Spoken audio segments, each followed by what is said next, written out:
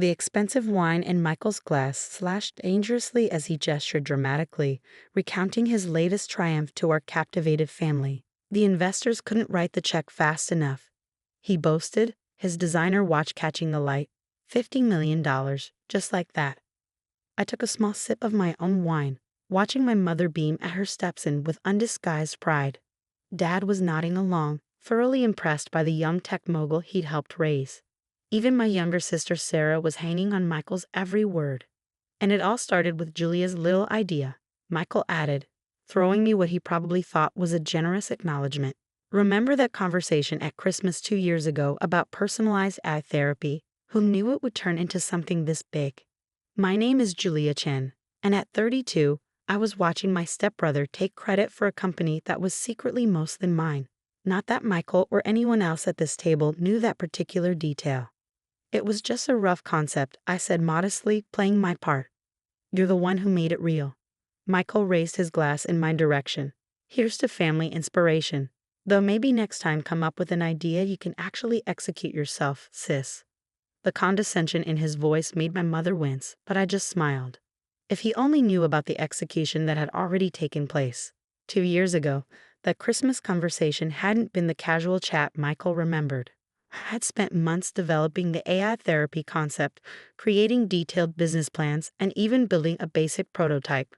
When I shared it with Michael, I'd been looking for genuine feedback from someone I thought I could trust. Instead, 3 weeks later, he registered the company himself. Therapy was born, with Michael Stewart as its founder and CEO. He even used the name I suggested. Did you really come up with the basic idea, Julia? Sarah asked, her eyes wide. That's so cool. Oh, it was nothing, I assured her, catching Michael's sharp look. Just a vague concept. Michael did all the real work. What Michael didn't know was that while he'd been busy playing tech visionary, I'd been methodically acquiring control of his company through a complex network of shell corporations and investment vehicles. My phone buzzed quietly, a message from Thomas, my lawyer. Final paperwork filed. You now officially own 75.4% of Therapy through the holding companies. Congratulations. I excused myself to the bathroom, needing a moment to appreciate the irony of the situation. Michael thought he was celebrating the biggest deal of his life, but he just unknowingly sold the majority of his company to me. The journey to this moment had started the day I discovered Michael's betrayal. I'd been working late at my consulting job when a colleague sent me a link. Check out this hot new startup, right up your alley. There it was, my entire concept, down to the specific features I'd outlined, being presented by Michael at a tech conference. He was using my slides, my research, even some of my code, all repackaged under his name. Most people would have confronted him immediately or sued for theft of intellectual property. But I knew better. Michael had carefully covered his tracks, and our family dynamics made direct confrontation complicated. Mom had married Michael's father when we were teenagers, and she'd spent years trying to blend our families seamlessly. So I chose a different path. While Michael focused on being the charismatic face of Therapy, I worked quietly behind the scenes. My consulting job gave me connections to private equity firms and venture capitalists. I created a series of investment companies, each seemingly independent but all leading back to me. Every time Therapy needed funding, my shell companies were there, offering attractive terms. Michael, ever confident in his own brilliance, never questioned why investors were so eager to buy in. He was too busy giving interviews and attending tech conferences to notice that each funding round diluted his ownership while strengthening mine. Everything okay in there? Mom called through the bathroom door, snapping me back to the present. Michael's about to tell us about the expansion plans. Coming? I called back, checking my reflection in the mirror. The same soft-spoken, supportive stepsister Michael had always underestimated looked back at me. I returned to the dining room just as Michael was explaining his vision for the company's future. The acquiring company wants to take Therapy global, he announced. They're keeping me on as Chief Innovation Officer, with a huge compensation package. That's wonderful, sweetheart, his father beamed. Always knew you had it in you. I caught Sarah giving me a strange look. My younger sister had always been more perceptive than the rest of the family. Did you work with AI in your consulting job, Julia? She asked innocently. Michael's smile flickered slightly. Different kind of AI, he said quickly. Julia's work was much more basic. If he only knew that my basic work had included developing most of the core technology his company now used. The patents were held by one of my shell companies, which had then licensed them to Therapy at suspiciously favorable rates. Actually, I said, deciding to push just a little. I'd love to hear more about the technical side of things, Michael. How did you solve the privacy compliance issues we discussed that Christmas? I watched him squirm slightly before launching into a vague explanation that basically outlined the exact solution I detailed in my original business plan, the one he'd stolen. My phone buzzed again. Another message from Thomas. Acquiring company wants to meet with all major shareholders next week. Time to decide how you want to handle this. That was the question, wasn't it? In a few days, Michael would discover that his great exit wasn't quite what he thought. The company he believed he'd sold wasn't really his to sell. More wine, Julia? Mom offered, noticing my distraction. No thanks, I smiled. I need to drive back to the city tonight. Early meeting tomorrow. Michael couldn't resist another dig. Must be tough still working those long consulting hours. You should have been more entrepreneurial like me, taking some risks. I thought about the millions I'd spent quietly buying control of his company, the careful legal maneuvering, the years of patient planning while he took credit for my work. We can't all be visionary founders, I said mildly. Some of us have to do the detail work. Dad raised his glass to Michael, our family's first millionaire. Everyone clinked glasses enthusiastically. I participated in the toast while checking my calendar. The shareholders' meeting was in exactly 6 days. That's when Michael would learn what detail work really meant. As dinner wrapped up, Michael pulled me aside. Listen, sis, he said, his voice softening with what he probably thought was generosity. I feel bad about how things worked out. How about I throw some consulting work your way once the acquisition is complete? Small token of appreciation for the original idea. I looked at my stepbrother, successful, arrogant, completely unaware of what was coming, and felt an almost overwhelming urge to tell him everything. Instead, I just smiled.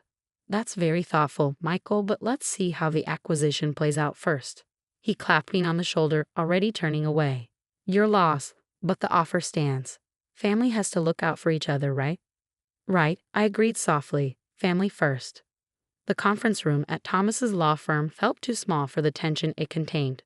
I sat quietly at the end of the table, watching Michael chat confidently with the acquiring company's executives. He hadn't even questioned my presence when I walked in, probably assumed I was there to take notes or provide administrative support. Before we proceed with final signatures, Thomas began, we need to review the shareholder structure of Therapy. He started distributing folders to everyone present. As you'll see, the ownership breakdown is somewhat different from what was initially presented. Michael flipped open his folder casually, then froze. I watched the color drain from his face as he processed the information in front of him. This must be a mistake, he said, his voice tight. These numbers can't be right. The numbers are quite accurate, Thomas replied calmly. Through various investment vehicles, the majority shareholder of Therapy is actually Nova Holdings LC, which owns 75.4% of the company. I've never heard of Nova Holdings. Michael snapped, shuffling through the papers. I own this company. I founded it. Actually, I said, speaking for the first time, Nova Holdings is my company. The silence that followed was deafening. Michael's head snapped up, his eyes meeting mine with a mix of confusion and dawning horror. What? He whispered. Perhaps we should take a brief recess, Thomas suggested smoothly. Give everyone a chance to review the documentation thoroughly. The acquiring company's executives nodded, looking somewhat bemused. They'd been briefed on the real ownership structure weeks ago. It was only Michael who was in the dark. As soon as the door closed behind them, Michael exploded. What the hell is this, Julia? Some kind of joke? No joke, I said calmly.